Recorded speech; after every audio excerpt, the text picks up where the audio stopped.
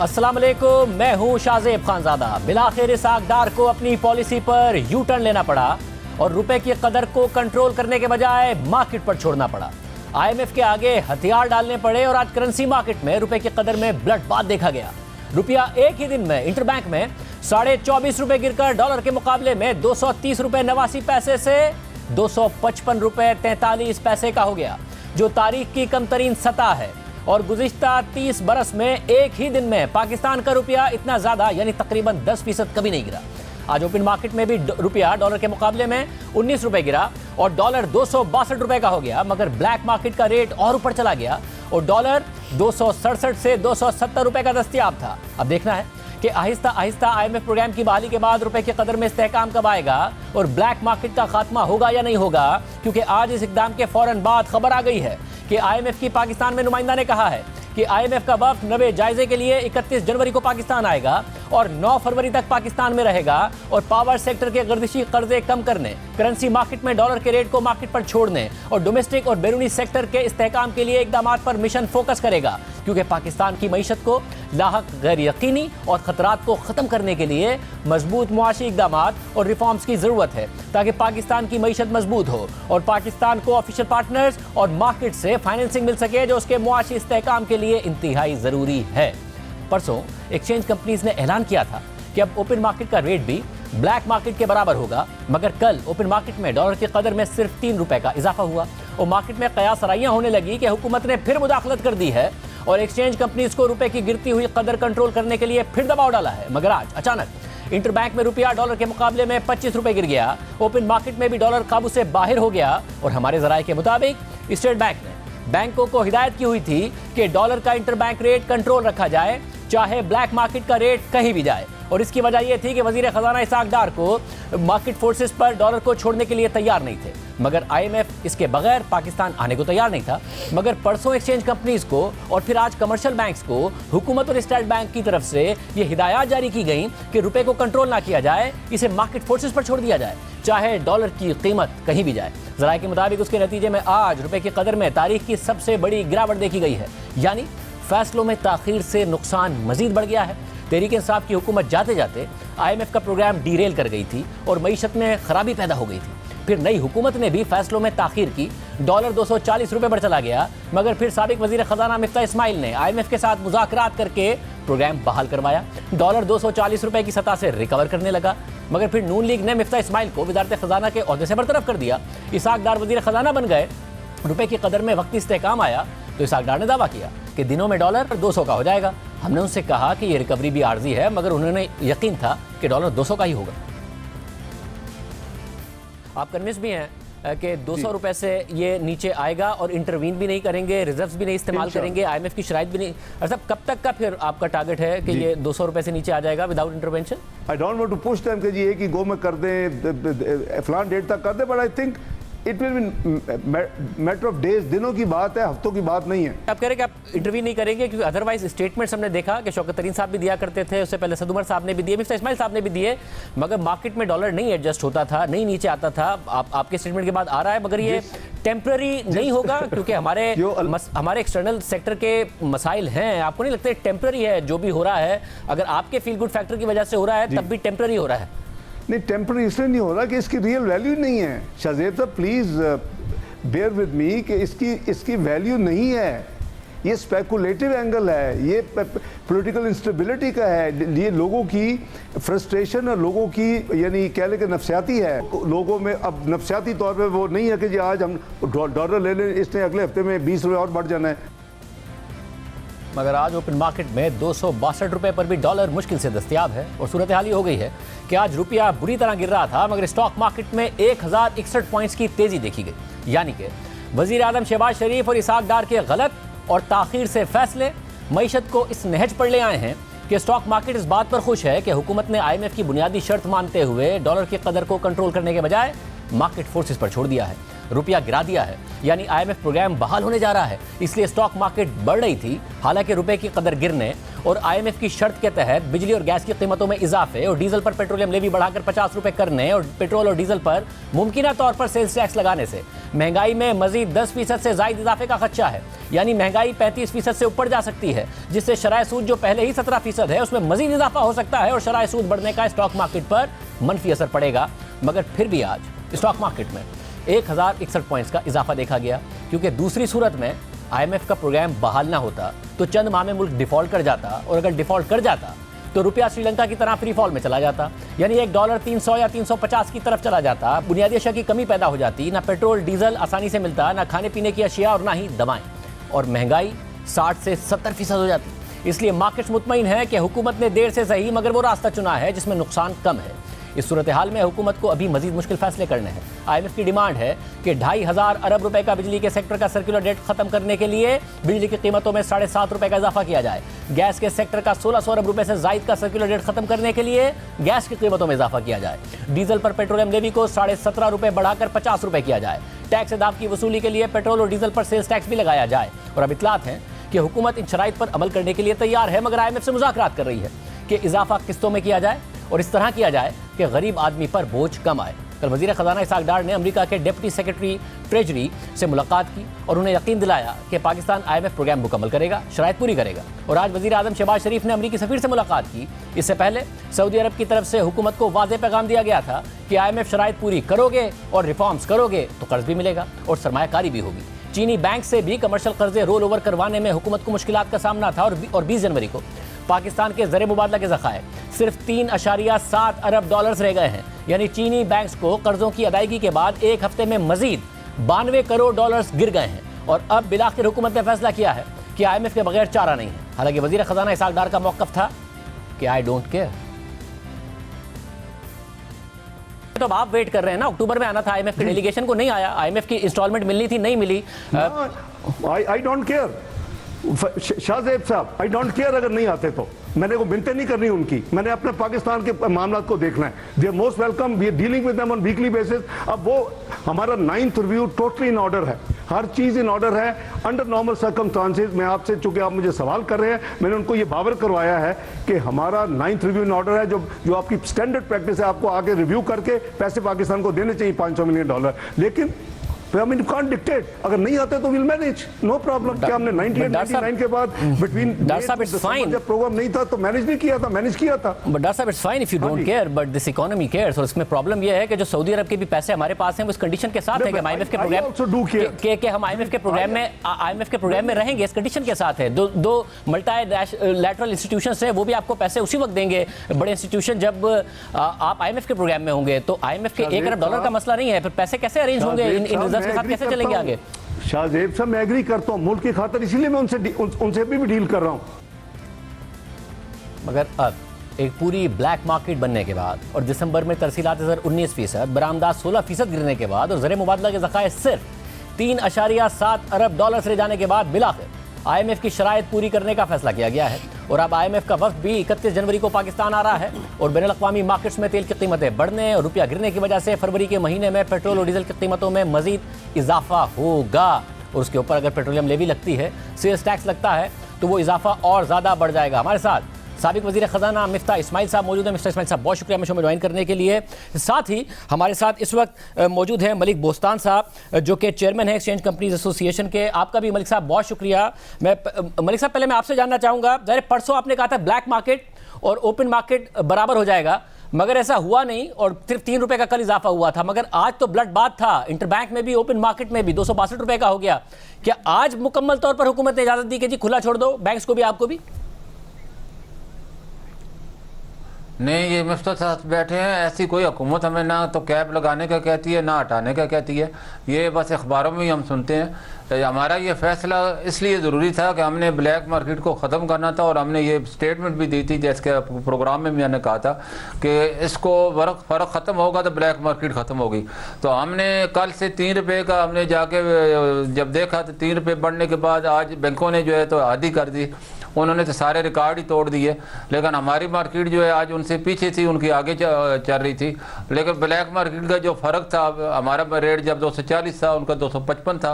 आज अल्लाह का शुक्र है 5 रुपये का फ़र्क रह गया। हमारी मार्केट 262 रुपये बंद हुई है, उनकी 267 रुपये हुई है। तो हमारा इंशाल्लाह उम्मीद है आगे चल के हम इसको इसी फ़र्क को ख़त्म करेंगे। तो जो हमारे खत्म होगा, उनके वापस ले आएंगे जो वर्कर बिड। ये फ़र्क खत्म होगा या कहीं मजीद तो नहीं बढ़ जाएगा? क्योंकि आज तो मार्केट इतनी ज़्यादा वोलेटाइल थी कि शायद एडजस्टमेंट नहीं हो पा रही थी। ऐसा तो नहीं होगा कि आइंदा ओपन मार्केट में भी गिर रहा होगा, इंटरबैंक में भी गिर रहा होगा, और जो ब्लैक मार्केट है उसका फ़र्क और ज़्यादा बड़ा हो रहा होगा? देखो, ये आपका सवाल बिल्कुल सही है। इसको भी हमने जड़ से ख़त्म करना है कि आया ब्लैक मार्केट वजूद में क्यों आई और आया इसको रोके कैसे जाए। अगर ये रेस में तीनों मार्केटें शामिल हो गई तो फिर इसको आती नहीं है, फिर तो हम रोक ही नहीं सकते। तो ये मैंने चीज़ मिफ्ता साहब सामने बैठे इनको भी बताई थी और डार साहब को भी बताई थी, गवर्नर साहब को भी बताई कि अफगान ट्रांसलेट हमारा बहुत बड़ा नसूर है जो हमारी मैशियत को, हमारे रिज़र्व को खाली कर रहा है, बल्कि ख़त्म ही कर रहा है। और मैंने ये इन्हें बताया था, उस दिन मेरी डार साहब से मीटिंग हुई थी 3 हफ्ते पहले। तो पहला अफगान ट्रांसलेट जो था जनवरी का जो डेटा था वो 3000 कंटेनर था, जो बढ़ के 15000 कंटेनर पे चला गया। अब 2 अरब जब हुकूमत ने ये ड्यूटियां लगाई लग्जरी चीज़ों पे और मेड इन पाकिस्तान चीज़ों पे कि चलो लोग कम खरीदेंगे। हमने देखा कि हुकूमत ने बड़े दावे किए। मिफ्ता इस्माइल साहब भी कहते थे, फिर इसहाक डार साहब भी कहते थे। असल मसला ये है या फिर असल मसला है कि पाकिस्तान में लोगों को डॉलर मिल रहा है तो डॉलर ले रहे हैं, सोना मिल रहा है तो सोना ले रहे हैं, रुपए के ऊपर एतबार कम हो गया है, वो एतबार बहाल होगा तभी रुपए की कदर शायद इस्तेहकाम आएगा। नहीं, मैं पूरा सवाल इसलिए कर रहा था कि ये जो हमारे इम्पोर्टर माफिया ने अफगानिस्तान का रास्ता चुना है क्योंकि वहाँ ड्यूटी फ्री है। अफगान ट्रांसलेट से वहाँ जाते हैं $2 अरब का माना। अब $2 अरब मिलेंगे कहाँ से? ना तो वो एलसी खोल सकते हैं, ना एक्सचेंज कंपनी से ले सकते हैं। उनका एक ही दरवाज़ा है, इंडिया वाला मार्केट और ब्लैक मार्केट। अब उन्होंने इतना ज़्यादा रेट का फ़र्क 30 रुपये का रखा हुआ था। अगर हुकूमत आज भी रेट बढ़ाती है और वो रेट 20-30 रुपये फिर बढ़ा देते हैं, फिर तो उनका भी इसको रोकना ज़रूरी है। इसको जड़ से काटने के लिए मैंने हुकूमत से रिक्वेस्ट भी की है, आप अफगान हुकूमत को एतमाद में लें, उन्हें कहेंगे जो आपकी ज़रूरत की चीज़ें वो तो हमको देंगे, लेकिन जो आपके नाम पर पाकिस्तान आ रही हैं उनको हम रोकेंगे और स्कैनर लगा दिए जाए, उन चीज़ों को फ्रीज़ कर दिया जाए तो ऑटोमेटिकली ये मार्केट तो यानी वरना ये रेस चलेगी और इस रेस का कोई फर्क। यानी कि आप कल से भी स्टेबिलिटी अभी देख नहीं रहे हैं कि रुपए को कोई इस्तेहकाम मिल जाए, किसी ब्लैक मार्केट खत्म हो जाए, रुपए की कदर को कोई इस्तेहकाम मिल जाए, भी नजर नहीं आ रहा आपको ये? देखो, असल अगर जड़ ही नहीं पकड़ेंगे और आप इसमें फिर जैसे आपने कहा, जैसे आज जो है वहाँ वाला मार्केट का रेट 275 हो गया था, लेकिन यहाँ ब्लैक मार्केट का 267 हुआ है। तो वो अगर रेस बढ़ाते हैं और उसको उनको $2 अरब तो उन्हें चाहिए ही चाहिए, वो फिर कहाँ से लेंगे? वो तो इसी मार्केट से लेंगे। तो इस मार्केट को बंद करना हुकूमत के लिए बेहद ज़रूरी है, वरना मैं सारे ही हमारे जितने भी एक्शन हैं धरे के धरे रह जाएंगे। तो इसको पहले सदेबाब करना ज़रूरी है। बहुत शुक्रिया। मलिक बोस्तान साहब हमारे साथ मौजूद थे, मिफ्ता इस्माइल साहब हमारे साथ मौजूद हैं। खुश तो बहुत होंगे आप, डार साहब गलत साबित हो गए, आप ठीक साबित हो गए। नहीं, देखें, हुकूमत ने आज एक अच्छा फ़ैसला लिया कि IMF को लाने का फ़ैसला तो 3-4 दिन पहले वज़ीर आज़म कर चुके थे, लेकिन आज एक मुस्बत कदम लिया है। तो अल्लाह की मेहरबानी से आपने देखा कि स्टॉक मार्केट भी बड़ी है और ऐसा लग रहा है कि पाकिस्तान जो है वो सीरियस हो गई है। IMF ने खुद कह दिया कि वो आएंगे, तो in that sense obviously I am happy. लेकिन ज़ाहिर है Pakistani who lives in Pakistan, whose properties in Pakistan, whose businesses in Pakistan, तो मेरी भी जब रुपया की वैल्यू कम होती है तो मेरी भी बिज़नेस की वैल्यू कम होती है। लेकिन मैं खुश हूँ कि पाकिस्तान ने अब वो मुस्बत कदम ले लिया कि डिफ़ॉल्ट अवर्ट हो जाएगा इंशाल्लाह। अच्छा, आपका ख्याल है कि अगर IMF का प्रोग्राम बहाल हो गया तो डिफ़ॉल्ट का खतरा नहीं है? क्योंकि जितनी बैरूनी अदायगियाँ हैं, लोग इस खदशे का भी इज़हार कर रहे हैं कि बड़ा मुश्किल है कि IMF के साथ भी पाकिस्तान सर्वाइव करे। देखें, जो क्विक रिस्पांस IMF का है कि दोपहर को सुबह गवर्नमेंट ने एक फ़ैसला किया और इम्प्लीमेंट कर दिया कि हम ये करेंगे, शाम में आपके पास IMF ने एक स्टेटमेंट तैयार करके दे दिया कि हम आ रहे हैं। इसका मतलब है कि IMF बिल्कुल चाहती है कि हमसे साथ काम करे और वो हमें प्रोटेक्ट करेगी। IMF is the best insurance we have against default. तो मैं अब ये समझता हूँ कि अगर IMF से एग्रीमेंट हो जाएगा तो फिर इंशाल्लाह अल्लाह खैर करेगा। तो क्योंकि आपने दोस्त ममालिक से भी डील किया, IMF से भी डील कर रहे थे, दोस्त ममालिक ज़ाहिर कमिटमेंट्स कर रहे थे, मगर फिर बाद में तो उन्होंने खुल के कहना शुरू कर दिया, शायद जो बात प्राइवेटली कहते होंगे कि जी आप अपने भी रिफॉर्म्स करें, वो सारे हम टैक्स लगाते हैं आप भी लगाएं। तो दोस्त ममालिक भी आपको लगता है कि फंड्स आ जाएंगे वहाँ से? आप ये देखें कि सऊदी अरब ने कहा था कि हम $2 बिलियन देंगे एडिशनल, जिसने कहा कि हम स्टडी कर रहे हैं। स्टडी तो क्या करेंगे, मतलब वो दे देंगे। उसके बाद जो जिनीवा में उनके फाइनेंस मिनिस्टर ने कहा कि आप रिफॉर्म्स करें तो हम पैसे देंगे। उसके बाद यूएई ने कहा है कि हम $1 बिलियन और देंगे, कतरी वालों ने पहले से कहा था कि हम 3 बिलियन इन्वेस्टमेंट करेंगे। ये सारे पैसे इंशाल्लाह आ जाएंगे। इसके अलावा चीन से भी आप देखेंगे कि थोड़ा सी मदद मिल जाएगी, पेरिस क्लब के ममालिक भी मदद कर देंगे। अगर हम एक मरतबा अपने आप को, if we have to show the world कि हम रेडी हैं सही चीज़ करने के लिए और IMF के साथ बैठने के लिए, फिर इंशाल्लाह दुनिया मदद करेगी। तो गुस्सा आ रहा है आपको कि आप कुछ 4 महीने पहले हटा दिया, जो आप कह रहे थे वो बातें नहीं मानी, और 4 महीने बाद वही कर रहे हैं और शायद ज़्यादा नुकसान करके कर रहे हैं?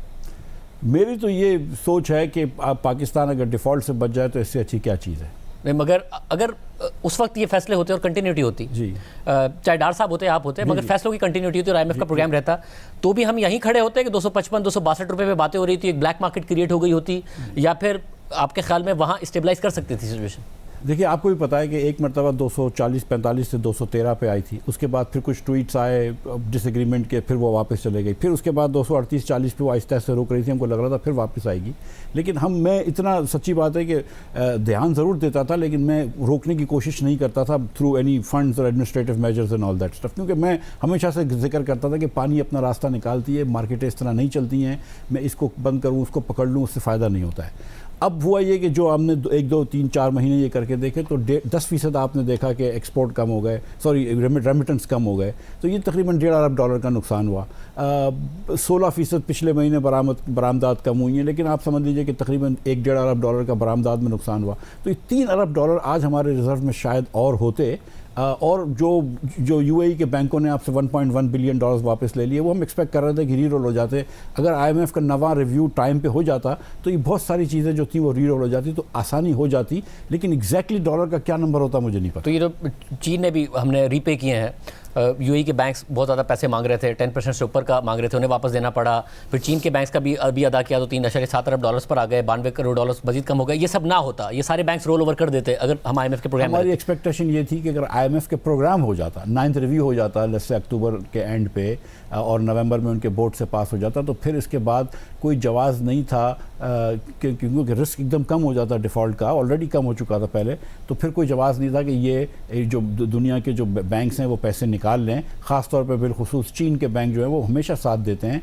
जब हमने चीन से प्राइम मिनिस्टर साहब ने खुद फ़ोन किया था, लेकिन जून के अंदर चीन से हमने $2.3 बिलियन लिए थे। इसका मतलब है कि पाकिस्तान की इतनी गुडविल थी, हुकूमत की इतनी गुडविल थी कि हम ले सकते थे, और हमको लगता है कि यूएई के बैंकों से भी हम ले लेते। तो इस सूरत में अब जो IMF की प्रेस रिलीज़ है, या जो IMF की तरफ से स्टेटमेंट आया है उनके ऑफिशियल का, वो कहते हैं कि पावर सेक्टर की वायबिलिटी को रिस्टोर करें और जो कंटिन्यूड एक्यूमुलेशन है, जो जमा हो रहा है सर्कुलर डेट, उसको रिवर्स करें। क्या मतलब है कि क्या करना पड़ेगा हुकूमत को इसके लिए? ये रिवर्स का वर्ड ज़रा सा मुश्किल है।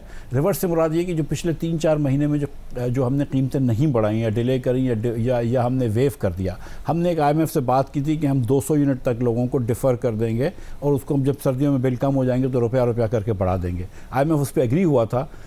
उसके बाद जब मैं चला गया था, उसके बाद इसको 300 यूनिट तक वेव कर दिया गया था।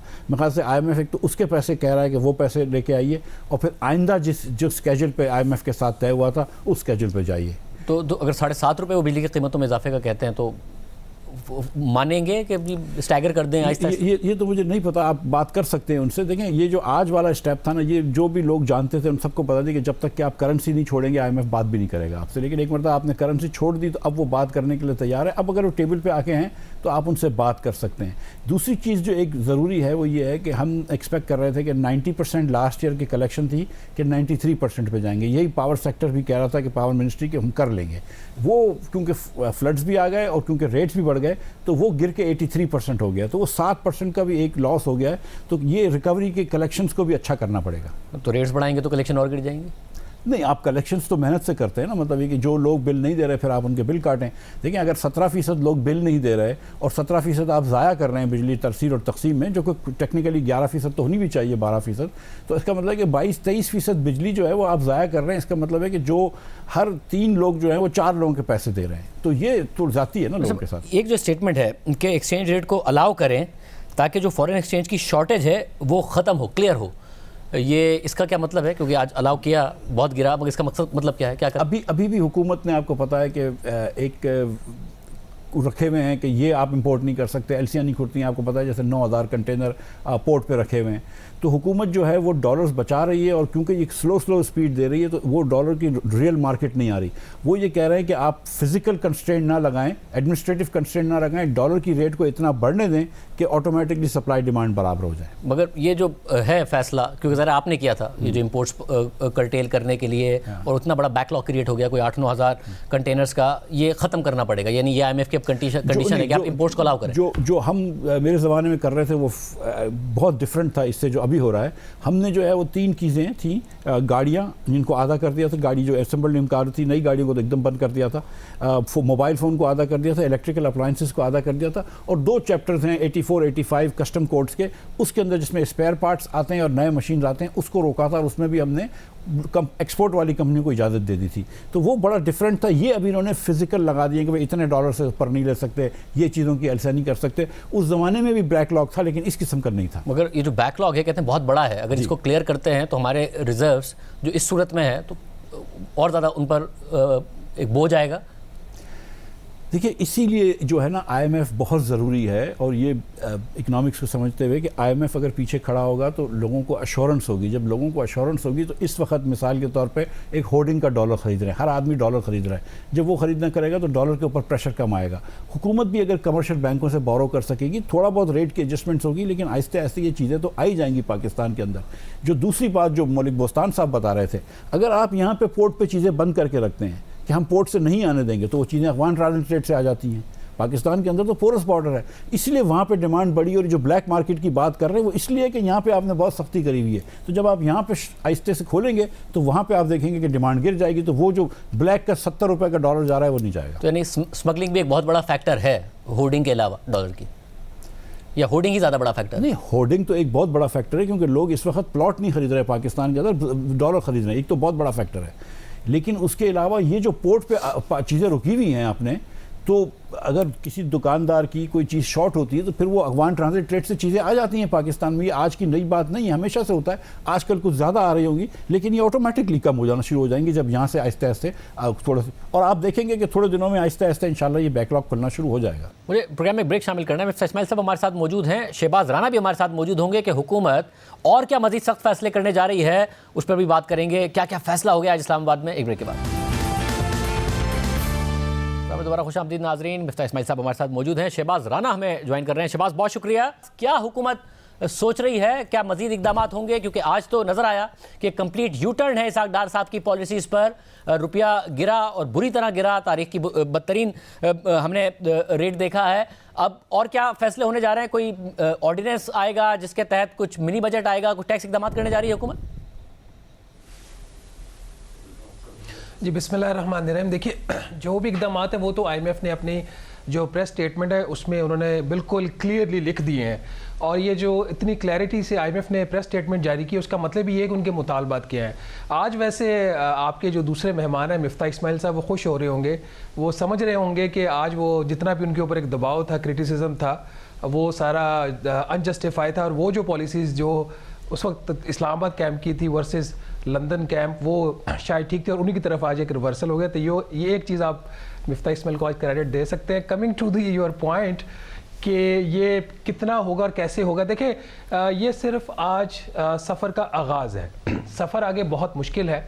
और जिस तरह अभी मिफ्ता इस्माइल भी बता रहे थे, एक्सचेंज रेट अभी तो 255-256 पे चला गया। जो डिमांड है मार्केट के अंदर डॉलर की और जो शॉर्टेज है, एक तखमीना ये है कि अगर सारी शॉर्टेज हुकूमत क्लियर करने लग पड़े स्टेट बैंक ऑफ पाकिस्तान, तो 2 से 4 अरब डॉलर मिनिमम रिक्वायरमेंट है। हमारा जो आज का फॉरेन एक्सचेंज का रिजर्व है वो कोई 3.2 अरब डॉलर है, 3.7 अरब डॉलर भी नहीं है। तो उसको आप जब सामने रखते हैं तो एक्सचेंज रेट जो टॉप मोस्ट प्रायोरिटी है IMF की, उसमें काफ़ी ज़्यादा एडजस्टमेंट मजीद भी हो सकती है, नंबर 1। नंबर 2, ये जो पावर वाली बात हो रही थी, ये एक्सचेंज रेट के बाद ये ज़्यादा अहम बात है। मिफ्ता इस्माइल साहब ने जो प्लान एग्री किया था, सर्कुलर डेट मैनेजमेंट प्लान, उससे जो 4 माह की डेविएशन थी वो तकरीबन 500 अरब रुपए से ज़्यादा थी। पूरे साल का जो एस्टीमेट था इनका, वो मिनिमम कोई 803-805 अरब रुपए की डेविएशन का इनका एस्टीमेट था। तो ये सिर्फ इसकी एक वजह ये रेवेन्यू उसकी जो है पावर सेक्टर उसकी में कमी नहीं है, वो भी एक फैक्टर है, बहुत बड़ा फैक्टर है कि जो रिकवरीज 83% भी गिर गई, वो खैर अब दोबारा 88% प्लस पे चली गई हैं। इसी तरह जो लाइन लॉसेज हैं वो बढ़ गए। इसमें 2-3 बड़े फैक्टर्स हैं जिसके ऊपर हम गौर नहीं करते हैं, और जिनको मैं शहबाज शरीफ फैक्टर कहता हूँ। वो फैक्टर ये है कि आपने जो एक्सपोर्टर्स थे उनको 118 अरब रुपए की सब्सिडी पकड़ा दी, बजट में पैसा नहीं है। फिर आपने 65 अरब रुपए का जो फ्यूल कॉस्ट एडजस्टमेंट थी वो आपने डेफर कर दी। IMF जो है वो कह रहा है कि आपने क्यों डेफर की, इसके अगेंस्ट फिर आप मेजर्स लें। इसी तरह के 2-3 और इकदाम थे जिसकी बजट में बिल्कुल गुंजाइश नहीं थी, और पावर सेक्टर में आपने वो जाके काम कर दिए क्योंकि आपने सियासत बचानी थी। तीसरा जो बड़ा फैक्टर था, मिफ्ता इस्माइल साहब उसके रिस्पॉन्सिबल हैं, इन्होंने पूरी जो सब्सिडीज थी पावर सेक्टर की इन्होंने वो नहीं रखी। तो ये सारे फैक्टर जब क्यूमुलेट हुए तो 500 अरब का आपका डेविएशन हो गया 4 माह में, और आगे जो इनका प्लान था कि जी वो जो इनकी प्रोजेक्शन थी कोई 800 अरब की, यहाँ पे अब आके जो है ना वो काम खराब हो सकता है। और शहबाज ये तैयार है, जब IMF आएगा तो वो तो कह रहे हैं कि सर्कुलर डेट को भी रिवर्स करना है, जो एक्यूमुलेशन उसकी हो रही है कि तो बिजली की कीमतों में इजाफा, फिर गैस की कीमतों में इजाफा, फिर डीजल के ऊपर जो लेवी है उसको 50 रुपए करना, फिर क्या मुमकिन तौर पर सेल्स टैक्स लगना, कोई मिनी बजट आना, इन सब के लिए हुकूमत तैयार है? कोई होमवर्क किया है? देखिए जो गैस सेक्टर है वो तो वो IMF की शराइत में शामिल नहीं है, वो हुकूमत खुद डाल रही है, और मेरे ख्याल इनको डाल लेना चाहिए क्योंकि वो आपकी जो दोनों गैस कंपनीज हैं वो बिल्कुल तबाही की तरफ जा रही हैं। बाकी जो मिनी बजट के दूसरे जो एस्पेक्ट्स हैं जो अभी आपने गनवाए हैं वो बिल्कुल इनको करने पड़ेंगे।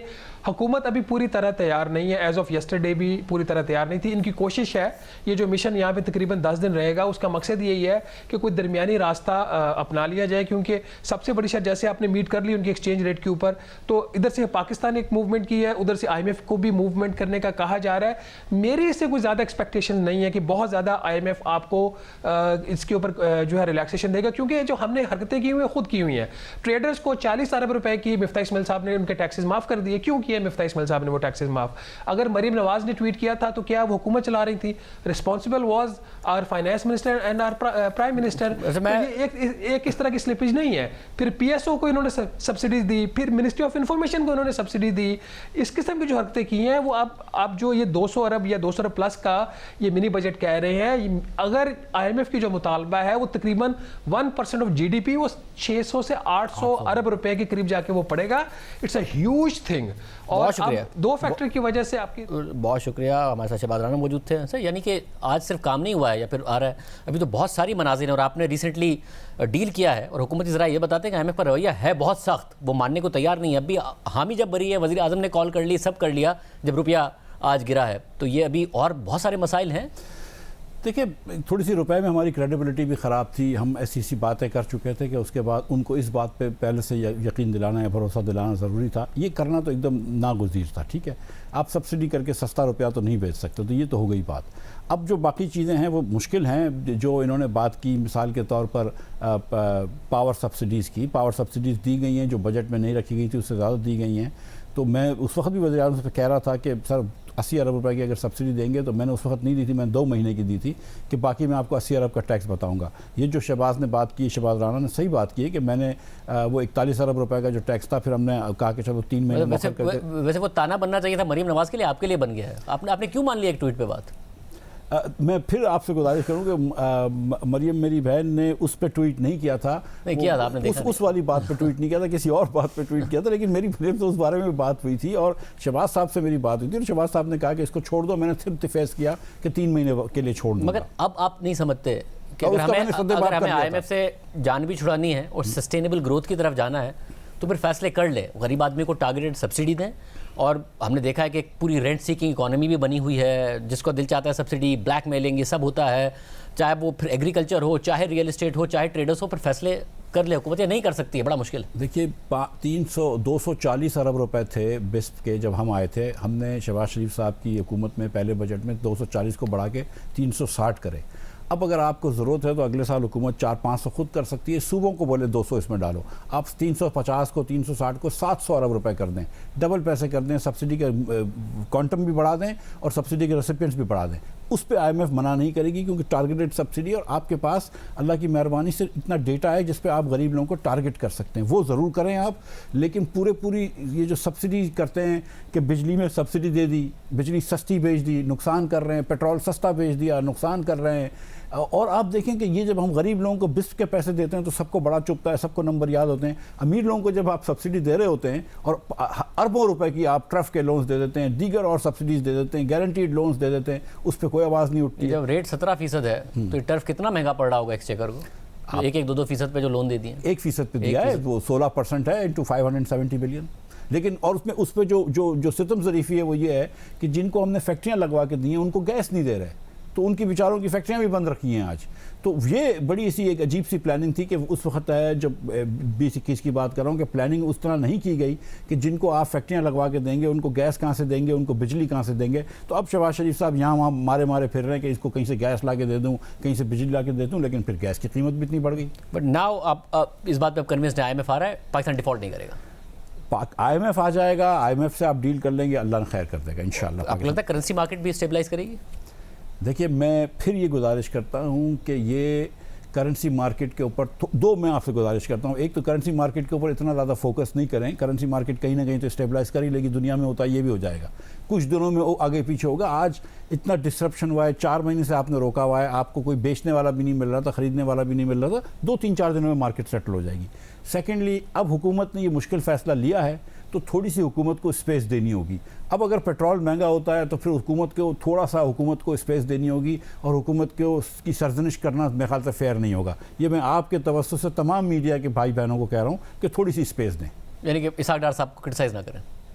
सर, क्रिटिसाइज़ तो आप सबको करें, मतलब इसमें कोई वो नहीं है, लेकिन आप इस बात की अंडरस्टैंडिंग करें कि अगर पेट्रोल महंगा हो रहा है, जैसे मेरे ज़माने में जब ब्रेंट भी महंगा होता था तो मुझे डांट पड़ती थी कि भाई ब्रेंट महंगा हो गया तो पेट्रोल क्यों महंगा हो गया। भाई इंटरनेशनल प्राइस महंगी हो गई, इसमें मेरा कसूर तो नहीं है। इसी तरह अगर आज रुपया डिवैल्यू हुआ है उसकी वजह से पेट्रोल महंगा होगा तो इसमें इसाक डार साहब का कसूर कोई नहीं है।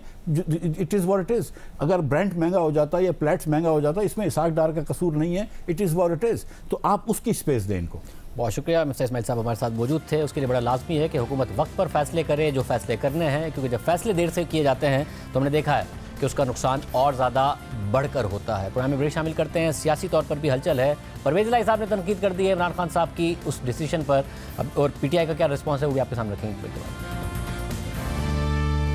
इमरान खान ने पंजाब और खैबर पख्तूनख्वा की असेंबलियाँ तोड़कर गलत फैसला किया है, ये बात खुद इमरान खान के साथी और इत्तेहादी कह रहे हैं। इमरान खान ने गुज़िश्ता रोज़ खुद ये इशारा दे दिया है कि उन्हें भी गिरफ्तार किया जा सकता है और वो इसके लिए तैयार भी हैं। और आज परवेज़ इलाही ने भी कह दिया है कि मैं कह कर थक गया कि अभी हमें काम करने दें, लेकिन इमरान खान को चंद लोगों ने गलत गाइड किया और आज ये हालात हैं। उन बंदों में से एक पकड़ा गया, पहले पकड़ा जाता तो काम ठीक रहता। मैं कह के थक गया था कि यार खुदा के लिए अभी हमें काम करने दें। 1 साल और लग जाता ना, इतने तो इन्हों के कपड़े भी नजर नहीं छाने नून लीग दे। लेकिन खान साहब के साथ जो बैठने वाले थे ना, बस वो सिरों ले गए सारी पार्टी। और मैंने कहा था कि यार आपको 25 मई याद है, आपने ज़रूर दोबारा बार आजमाना है, जो आजमाए हुए हों तो इस तरह नहीं करते। और 3-4 बंदों की वजह से, एक तो बेचारा मैंने वो बड़ा अफसोस है, कभी पहला फड़िया जाता तो असी साडा काम ठीक हो जाना था। बात सच्ची करनी चाहिए। मियां असलम के वो सारे काम हो रहे हैं, 21 अरब के मंसूबे दिए हैं, लेकिन मुझे अफसोस इस बात का है कि यही लोग जी हुणे तरोड़ो हुण किथे हो भाई। खान साहब को इन लोगों ने गलत गाइड किया और आज देखे जो हालात। नून वाले कुछ लोग मुझे मिले, कह रहे थे जी अल्लाह का शुक्र किया है कि तुसी असैम्बली तुहाडी टुटी है, तुसी यार गए हो, नहीं तो सानू नून लीग का साडा कख नहीं सी बचना। फवाद चौधरी से मुताल्लिक परवेज़ इलाही के बयान पर फवाद चौधरी की अहलिया ने कहा है कि परवेज़ इलाही 2002 से 2007 तक वज़ीर आला पंजाब रहे हैं। अगर उस वक्त उनको भी गिरफ्तार कर लिया जाता तो आज पंजाब का ये हाल ना होता। तहरीक इंसाफ के रहनुमा हम्माद अजहर ने भी परवेज़ इलाही को जवाब दिया है और कहा है कि यही सियासत है जिसकी वजह से बहुत सारी सियासी जमातों का वोट बैंक ख़त्म हो गया है। हम पंजाब हुकूमत में बैठे रहें, वज़ारत आला या वज़ीरों के मज़े लूटते रहें, ये सियासत नहीं है। और यही सियासत है जिसकी वजह से आज बहुत सारी सियासी जमातों का वोट बैंक ख़त्म हो गया है कि आप कभी किसी से बैठ के मिल के पंजाब हुकूमत ले लें या इक़्तिदार ले लें, कभी किसी से बैठ के ले लें, और नीचे वोट बैंक है कोई नहीं, जमात है कोई नहीं, बस 4 लोग इधर से मिलाए, 5 लोग इधर से मिलाए, कोई साजिश कर ली, कोई इंट्रीग कर ली, ऐसे नहीं। और ये कहना कि फवाद चौधरी को पहले अंदर हो जाना चाहिए था, पंजाब हुकूमत बच जाती। फवाद चौधरी आज कौम का हीरो है और कोई कौम का हीरो नहीं है। लेकिन तहरीक इंसाफ के रहनुमा एजाज शाह ने कल कहा था कि मैंने असेंबली ना तोड़ने का मशवरा दिया था, अब जो हो रहा है ये तो होना ही था। ये क्या पकड़ धकड़ शुरू हो गई? This was anticipated. This had to happen. फिर असेंबलियां ना डिसॉल्व करते, ठीक था, काम चल रहा था ना। मेरे से तो सवाल ना करेंगे। आपने मशवरा क्या दिया था? यही दिया था जो आप कह रहे हैं। आपको पता था ये होगा? मुझे पता था ये होगा। बाकी लोग भी पकड़े जाएंगे मेरा ख्याल है, ये तो बिगनिंग है, अभी तो पार्टी शुरू हुई है। दूसरी तरफ ये खबरें आ रही हैं कि हुकूमत पंजाब और खैबर पख्तूनख्वा के इलेक्शन आगे बढ़ाने का सोच रही है। जियो न्यूज़ के ज़राए के मुताबिक इत्तेहादी हुकूमत इंतखाबात नई डिजिटल मरदमशुमारी के तहत कराने का सोच रही है। वज़ीर आज़म की आसिफ जरदारी और दीगर इत्तेहादियों से मुलाकात में इस हिकमत अमली पर गौर किया गया और इसके लिए इलेक्शन कमीशन से रुजू करने पर मुशावरत हुई है। इलेक्शन कमीशन पहले ही कह चुका है कि नई मरदमशुमारी के बाद नई हल्काबंदियों में 6 माह लगेंगे। पंजाब असम्बली के 90 दिन 14 अप्रैल और खैबर पख्तूनख्वा असम्बली के 90 दिन 18 अप्रैल को पूरे हो रहे हैं। बात करेंगे सीनियर साहब हामिद मीर साहब से। मीर साहब बहुत शुक्रिया शो में ज्वाइन करने के लिए। मीर साहब, अब तो परवेज़ इलाही साहब भी ताने दे रहे हैं इमरान खान साहब को कि मैंने तो बताया था कि ये होगा। एजाज शाह साहब भी कह रहे हैं, ज़ाहिर तहरीक साहब की तरफ से जवाब आ रहा है। आपको लगता है कि वाकई मिसकैलकुलेशन होगी इमरान खान साहब से या शॉर्ट टर्म नुकसान है, लॉन्ग टर्म में फ़ायदे होगा उन्हें? देखिए ना, वो तो आइन को सामने रख के चल रहे थे। उनका ये ख्याल था कि हमने अगर असम्बली तहलील करनी है तो ये आइन में लिखा हुआ है और आइन के मुताबिक 60 दिन या ज़्यादा से ज़्यादा 90 दिन में इलेक्शन हो जाएगा। तो उनको तो नहीं पता था कि जो हुकूमत है वो आगे से कुछ बाकी लोगों के साथ मिल के तो इसको लंबा खींचेंगे और आइन से बाहर जाएंगे। तो तहरीक इंसाफ ने जो कुछ भी किया वो आइन को सामने रख के किया और अब आने से आगे जो कुछ भी होने वाला है वो गैर आइनी तरीके से होगा। तो अब आप खुद ही फैसला कर लें कि अगर आप और मैं होते इमरान खान साहब की जगह पे तो हमने भी यही सोचना था कि ठीक है मैं असम्बली डिज़ोल्व करूँगा तो 60 दिन 90 दिन में इलेक्शन हो जाएगा। लेकिन अब तो ये मामला कहीं आगे ले जा रहे हैं। तो ये आप कह सकते हैं कि इमरान खान साहब की मिस कैलकुलेशन होगी। उनका ख्याल था कि पाकिस्तान में जो भी होगा आइन के मुताबिक होगा, लेकिन अब जो भी हो रहा है वो आइन के मुताबिक तो नहीं हो रहा।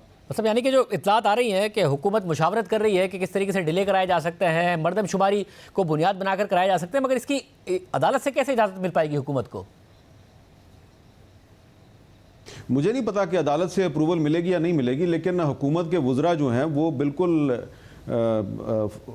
सरेआम और खुलेआम ये कह रहे हैं।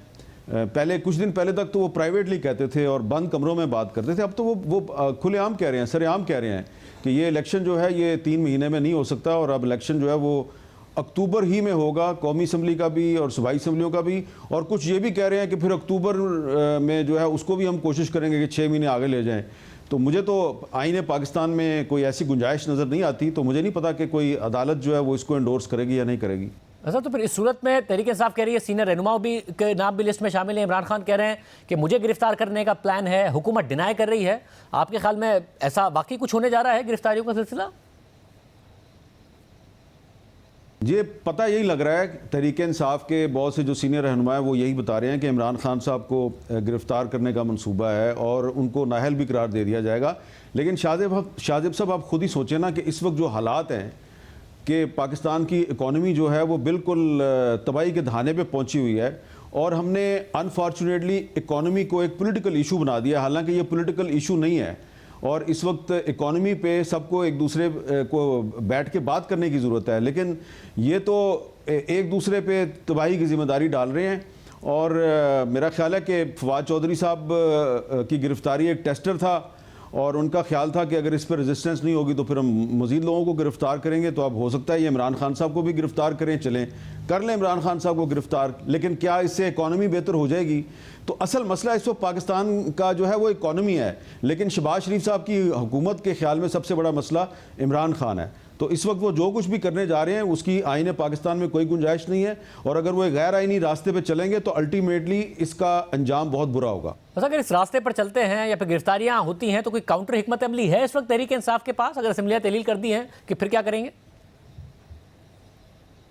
देखिए ना, मैं तो आपको ये कह रहा हूँ कि इमरान खान ने जो हिकमत अमली बनाई थी वो उन्होंने आइन को सामने रख के बनाई थी और परवेज़ इलाही साहब ने भी उनका साथ इसीलिए दिया था कि उनके सामने आइन पाकिस्तान था। 60 दिन या ज़्यादा से ज़्यादा 90 दिन उसमें इलेक्शन होना था। तो अब अगर हुकूमत जो है वो इलेक्शन से भाग रही है जैसे कि चूहा बिल्ली को देख के भागता है, अगर हुकूमत ऐसे भाग रही है तो इसका मतलब ये है कि हुकूमत एक गैर आइनी रास्ते पे चल रही है। तो इसमें तो मैं समझता हूँ कि अगर एक तरफ इमरान खान की मिस कैलकुलेशन है तो दूसरी तरफ हुकूमत की मैनिपुलेशन है, वो आईने पाकिस्तान को मैनिपुलेट करने की कोशिश कर रही है। तो इसका खुमियाजा जो है वो सिर्फ शहबाज शरीफ साहब नहीं भुगतेंगे, आसिफ अली जरदारी साहब और नवाज शरीफ साहब और वो तमाम लोग जो इस वक्त इमरान खान साहब को पाकिस्तान का सबसे बड़ा मसला बना के उनको गिरफ्तार करके वो समझते हैं कि वो पाकिस्तान के सब मसले हल कर देंगे। आप देखेंगे कि कुछ अरसे के बाद ये सारे के सारे लोग जो हैं ये पूरी कौम की गालियां खा रहे होंगे। और जो खान साहब की बुनियादी हिकमत अमली थी कि मैं असम्बलियाँ तहलील करूंगा, फिर कौमी असम्बली से इस्तीफे दिए हुए हैं तो ये हुकूमत मजबूर हो जाएगी। अभी भी कहते हैं कि 1-2 हफ्ते की मेहमान है हुकूमत, अप्रैल में इलेक्शन हो जाएगा। मगर क्या हुकूमत को कहीं ना कहीं यकीन है, क्योंकि उल्टा उन्होंने खान साहब का ब्लफ कॉल किया, कौमी असम्बली के इस्तीफे कबूल कर लिए, आज करेंसी गिरा दी, IMF 31 जनवरी को आ रहा है, मुश्किल फैसले होंगे, तो कहीं ना कहीं हुकूमत को एतमाद है या कहीं ना कहीं से यकीन है कि अब हुकूमत है यहाँ? देखिए आपके सामने हैं सारी चीज़ें कि आज जो पाकिस्तान का रुपया है वो अपनी तारीख़ की बदतरीन सूरत हाल से दो चार है और आने वाले दिनों में आप सोचें ना कि इसके असरात जो हैं वो पूरी पाकिस्तान की इकॉनमी पे, पूरी पाकिस्तानी सोसाइटी पे मरतब होंगे। आलमी अखबारात क्या लिख रहे हैं पाकिस्तान के बारे में और लोग जो हैं वो बड़े परेशान हैं। तो इस सूरत हाल में ये हुकूमत जो है इसको पता है कि अगर हमने इलेक्शन करवाए तो हम मारे जाएंगे, हमें कोई वोट नहीं देगा। बाय डिफ़ॉल्ट इमरान खान साहब जो है उनको फ़ायदा होगा। इमरान खान साहब के दौर में भी इकॉनमी की कोई अच्छी सूरत हाल नहीं थी, उनकी सियासी हिकमत अमली भी कोई अच्छी नहीं थी, लेकिन अब क्या करें हम कि उनका मुकाबला जो है वो शहबाज शरीफ साहब से और इसहाक डार साहब से है। तो इसहाक डार साहब ने जो किया है पिछले 2-3 महीने के दौरान, तो अब और आप क्या एक्सपेक्ट करते हैं कि क्या अक्टूबर तक इसहाक डार साहब इस इकॉनमी को बेहतर कर लेंगे? तो मैं समझता हूं कि इस हुकूमत की कमज़ोरियां और इस हुकूमत की नाअहली जो है वो इमरान खान साहब की ताकत बन गई है। और इमरान खान साहब के बारे में आप जो मर्जी करें, मैं भी उन पर बहुत तनकीद करता रहा हूं, लेकिन इस वक्त इनका मसला सिर्फ यह है कि किसी तरीके से इलेक्शन ना हो, हम इलेक्शन से किसी तरीके से जान छुड़ाएं, डिले करते जाएं और जितना ये इलेक्शन से डिले करेंगे इनको उतना नुकसान होगा और पाकिस्तान को भी नुकसान होगा। अगर प्लान इनका डिले का है तो फिर मरियम नवाज साहिबा ही वापस आएंगी, नवाज शरीफ साहब तो नहीं आएंगे, वो तो इलेक्शन से पहले ही आने का इरादा रखते हैं। मैं तो चाहता हूं कि नवाज शरीफ साहब अब पाकिस्तान वापस आएं और वो निकलें ज़रा पंजाब की सड़कों पे और फिर देखें उनके साथ क्या होता है। यानी इस पूरी सूरत हाल में सियासी तौर पर कोई अच्छा टाइम नहीं है आइंदा PDM के लिए और ख़ास तौर पर नून लीग के लिए। महंगाई बहुत आएगी और ज़ाहिर मईशत की भी बहुत अच्छे हालात नहीं होंगे IMF प्रोग्राम में। देखिए आप शाहजेब साहब, यकीनन आपका पब्लिक के साथ रब्ता रहता है, तो मैं तो जब भी किसी मार्केट में जाता हूँ, आम लोगों से मिलता हूँ, ख्वाह वो इमरान खान के हामी हों या उसके मुखालिफ हों, ख्वाह उनका ताल्लुक़ किसी भी पॉलिटिकल पार्टी से हो, वो एक मुहावरा है कि बाँ बाँ हो गई है। तो इस हुकूमत ने लोगों की बाँ बाँ करवा दी है। तो अब नवाज शरीफ साहब अगर पाकिस्तान वापस आना चाहते हैं तो ज़रूर आएँ और आके ज़रा अपनी कानों से सुने कि उनके वज़ीर ख़जाना इसहाक डार ने पाकिस्तानी कौम की बाँ बाँ करवा दी है। बहुत शुक्रिया, मैं मौजूद थे। आज मैं अल्लाह हाफ़िज़।